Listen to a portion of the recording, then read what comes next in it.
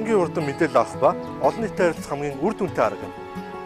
Summer Tweet Twitterчтэй уулзалт 6 дугаар сарын 30-нд 19 цагаас Amaro ресторанд болно.